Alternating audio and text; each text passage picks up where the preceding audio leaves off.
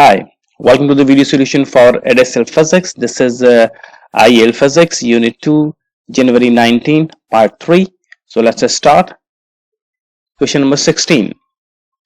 In some scientific equipment, it is important that surfaces are extremely flat. One method that can be used to measure the variation in light of a reflective surface is shown in the diagram. So this is a splitter, reflective surface, incident ray. An incident light ray is directed at the splitter. The splitter partially reflects and partially transmits the ray. The reflected ray then hits a mirror and is reflected back to the splitter. The transmitted ray hits the reflective surface and reflects back to the splitter. The two rays then travel to a detector where superposition occurs. So superposition. Explain what is meant by superposition. So superposition is when two waves are traveling and they are interacting at some point. So if these two rays are coherent and they are interacting or superposing at some point, then we can expect interference between them. And in the result of interference, we can expect a larger wave with the amplitude. This is the amplitude y, and this amplitude would be sum of individual amplitude like this. So if this wave has amplitude y1 and the second wave has amplitude y2, so the resultant amplitude would be sum of these two. So y is equal to y1 plus y2. So that's how you can explain when two waves interact. It's better to write if yeah, it's fine. When two waves interact or superpose. Part B. The distance from the splitter to the mirror is the same as the distance from the splitter to the refractive surface. Explain why light of maximum brightness will be measured at the detector. If you see the diagram here, so this is a single beam of light which is being split here. Okay, so now one light is traveling from a splitter to go up, like let's suppose this is D1 distance and then D2. So D1 and D2, while the second one is going down or transmitting D3 and then D4 after reflecting. And they are saying that the distance from mirror to splitter, this one and these two distances are same. That means D1 plus D2 and D3 plus D4 both are same. So path difference between these two lights are same. So when they reach a detector, they have traveled same distance. So path difference is 0, and of course the phase difference will be 0. That's why we have constructive interference, and we can expect, or we are looking at maximum brightness. So two things, path difference 0 and phase difference 0, due to which we have constructive interference.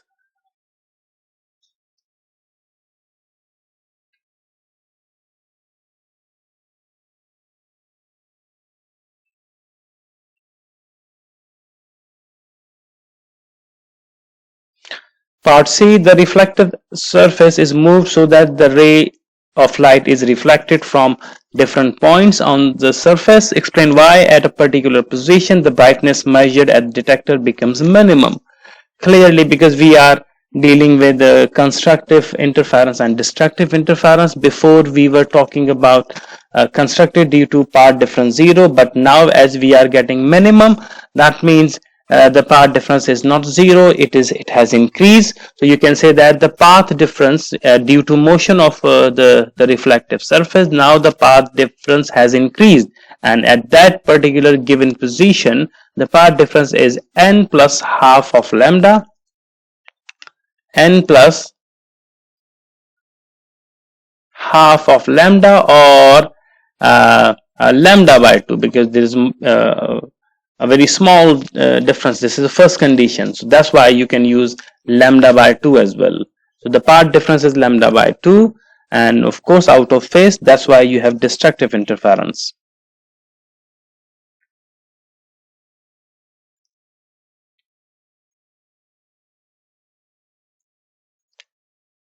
This method can measure the variation in height of reflective surface to within about 100 nanometers, estimate the wavelength of light used. Now if you recall the situation, so this is the splitter and this is the reflective surface, and they are saying that the method measure variation of height reflective surface to within about 100 nanometer. That means the path difference, which is so within the 100 nanometer, this is 100 nanometer. So the ray is going in and then coming out.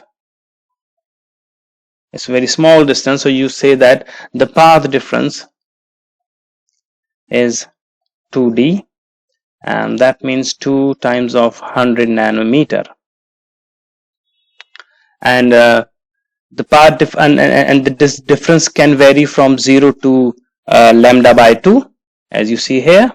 So you can see that 2d is equal to lambda by 4, and then wavelength, sorry, it's not 4, it is 2, lambda by 2. So lambda is equal to 4 times of d, and d is 100, so 4 times of 100, so lambda is equal to 400 nanometer.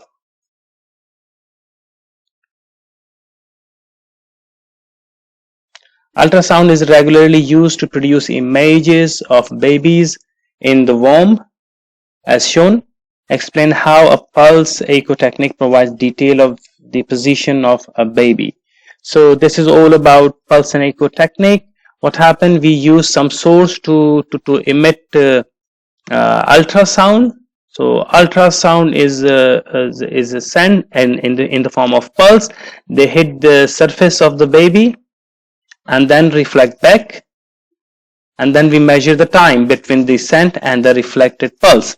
And after measuring time, we use equation 2d is equal to vt. In fact, because the formula is s equal vt, but here the pulse and the echo are traveling equal distance, so the total distance traveled by the pulse and echo is 2d. So 2d equal to vt. We use, after measuring time, we use 2d equal to vt to figure out what the distance or the depth is, so we can find the position of the baby using the pulse and echo technique.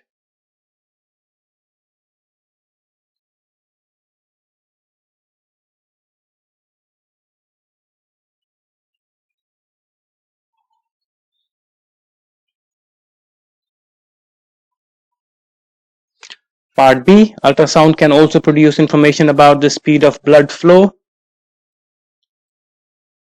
around different parts of baby's body. Explain how the ultrasound can be used in this way. So it's all about finding speed of a moving object. So finding a speed of a moving object, it's all about Doppler effect. So Doppler effect, we will be using concept of Doppler effect, because if something is moving with some velocity, and we send a pulse, and this pulse is reflected from this moving object, and when we receive the pulse, we notice the change in frequency, and on the basis of change in frequency we can figure out the velocity of that object. So higher the change of frequency, then greater the velocity. So we can use Doppler effect and this technique.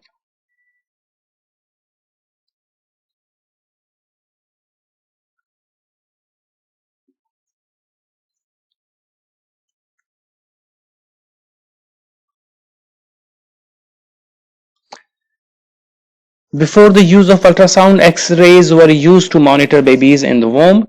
Explain why ultrasound is safer for babies than X-rays. It is a typical question. You just need to write some disadvantages of X-rays in this. So there are most common disadvantages because X-rays have high energies. It can penetrate more and it can damage cells and cause mutation and that's kind of stuff.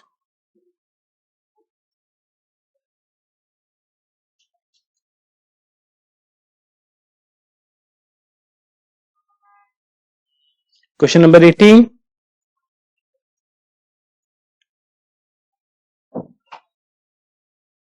The circuit shown includes light emitting diode, LED. Okay, this is LED, 220 ohm fixed resistor, 6 volt. When operating normally, the potential difference across the LED is 1.8. So potential difference across the LED is 1.8 volt. Show that the current is about 20 milliampere. So of course we don't know the resistance of LED, but we know the other fixed resistance, and this is a potential divider circuit. So LED has 1.8 volt. Definitely the fixed resistor R 220 ohm has voltage 6 minus 1.8, and this will give you 4.2. So you can use 4.2 volt and 220 ohm resistance to figure out the current, because this is a series circuit, so current will be same. So you can use for resistor, for the fixed resistor R, V is 6 minus 1.8. So you can use I is equal to V by R. And once you do that, I would be equal to 19 milliampere for resistor value. That means 19 milliampere is also current passing through the LED. Calculate the power transfer to the LED. Because we have current of LED 19 milliampere and we have a voltage 1.8 volt, so we can calculate power. P is equal to VI. It's all about LED, so V is 1.8 times 19 milliampere, so 0.019 will give you power of LED, which is 0.034 watt.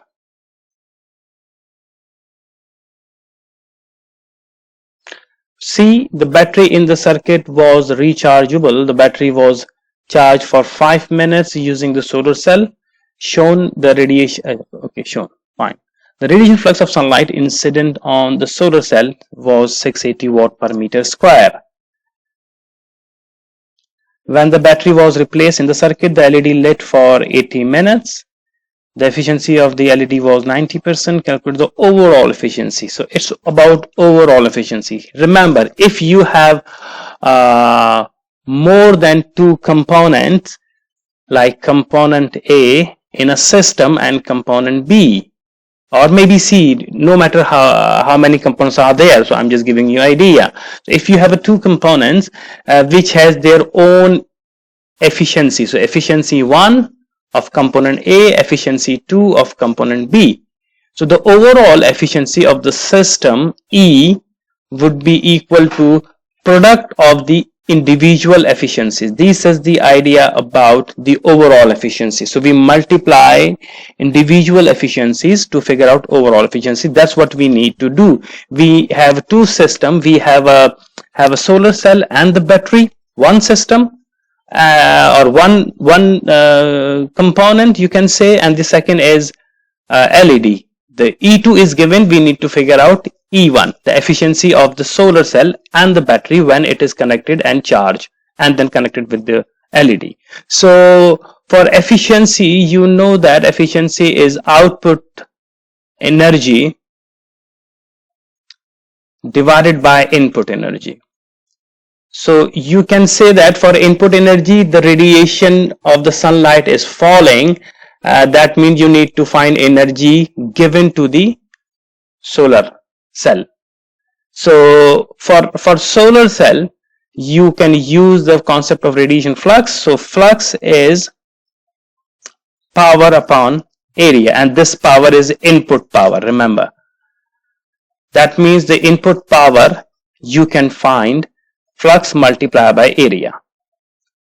So flux is given 680 and area you can find 210 times 120. Remember, this is millimeter, so you must convert it into meter. Once you do, so your input power Pi would be equal to 17.14. So flux multiplied by area 17.14 watt. And once you have input power, you can find input energy. So input energy E in is input power into time. That means this is the input power. Time, for how long the battery is charged, it is 5 minutes. So multiply by time. So power is 17.4. 17.14 times 5 minutes and then 60. So input power is 5141 joule. And then we are going to figure out output power. So energy out is equal to energy out. That means when it is connected with the cell. So energy out is because it is connected with the LED, and LED lit for 80 minutes. So energy out means it's all about LED. LED power is 0.034. We found out this in the previous part, and LED lit for 80 minutes. So 80 times 60, energy out will give you 163 joule. And then you can figure out the efficiency is output upon input. So 163 divided by 5141, and then once you do that, you have 0.032. This is the efficiency of the cell and the battery.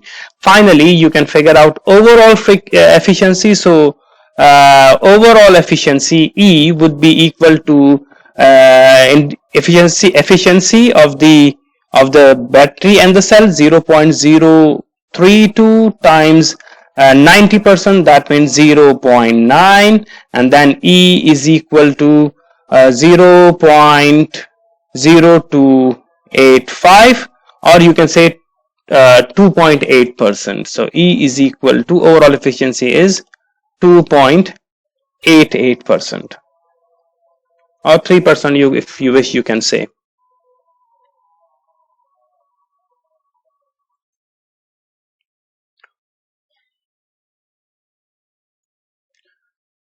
When an LED begins to conduct, the energy transferred by an electron moving through the potential difference across LED becomes a photon of emitted light. The state a formula to calculate the energy transferred by an electron moving through the potential difference V. Okay, so you just need to write the formula, and the idea is, if you have some point A and B, between these points you have a potential difference of V, and some charge is moving from A to B, the charge Q. This is the charge Q that is traveling from A to B. That means this charge has some energy, or the kinetic energy, due to which the charge is moving. And how do we find that energy which is moving due to voltage V? We just multiply V with the amount of charge.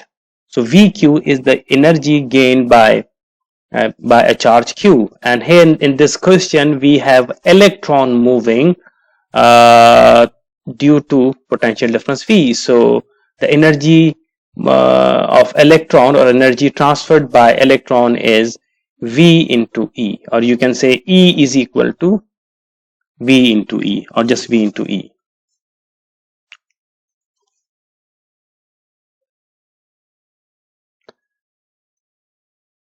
By investigating the different color LEDs, a graph was obtained of the potential difference V at which light is emitted against the frequency of the emitted light. So we have a voltage against frequency graph. Determine the value of Planck's constant. Now, if you recall the previous question, they said that when electron passes through LED, the energy of electron, which was VE, we showed that this is the energy of the electron transferred to the photon. And definitely energy is transferred, so photon energy is HF. So VE is equal to HF. This is energy of the electron transferred to the photon of energy HF. And from this equation, if you rearrange for H, so H is equal to VE divided by F. Clearly in this equation, V upon F is the gradient of this given graph. If you find the gradient of this graph, which is V by F, so H is equal to gradient times charge of electron. That's what you need to do. So you will have to use graph and figure out the gradient, choose 2 points, and then multiply with the charge of electron. So I am using this point and that point. And then I can say that the gradient of this graph would be equal to y2 minus y1. So it is 2.5 and around 2.7 minus, I'll take it's 1.5. 1.5 divided by x2 minus x1, which is frequency. So frequency is 7 minus 4. But don't forget to write 10 to the power 14. Okay, this factor is there. So once you solve this, so gradient would be equal to 4 into 10 to the power minus 15, and the unit of this gradient should be volt Hertz inverse. This is the gradient, and the Planck's constant is H is equal to gradient times E, and 4 times 1.6 into 10 to the power minus 19.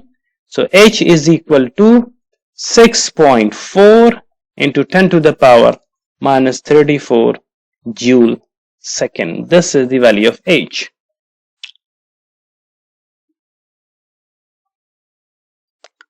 Thank you very much. I hope you enjoyed it. Take care. Have a nice time.